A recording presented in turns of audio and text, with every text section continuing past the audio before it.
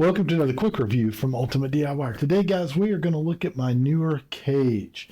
I have the iPhone Pro Max 16 inside of there. I know that a lot of you guys, when I read the comments, are worried that it's not going to fit, that you're not going to be able to get your big iPhone in there and still get the cables in. I have no problem getting them in. Now, one thing I will suggest when you're getting this, I have my power supply on the wrong side. I need to move it over here to this side.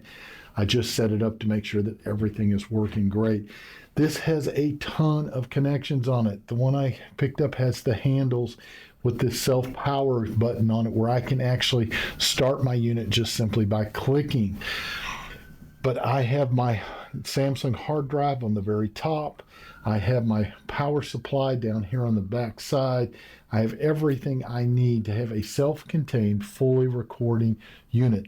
I will tell you that when I got this unit, I was surprised. It comes in a box like this, and I expected it to be very lightweight, aluminum. And when I say lightweight, I don't mean lightweight in a good way. I mean, I expected it to be lightweight as in maybe cheap made.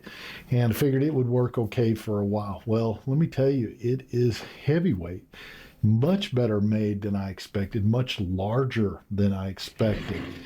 So I was pleasantly surprised. Now, when I say heavyweight as in build, it's fantastic, but yet it is not too heavy for even this small tripod. It works really great on the tripod, and it's not going to go anywhere. Now, if you have a larger, more, pro level tripod, it's going to work fine on that as well.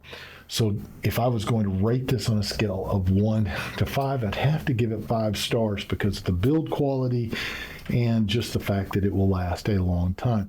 So do yourself a favor, pick yourself up one today, and we'll see you guys on the next review.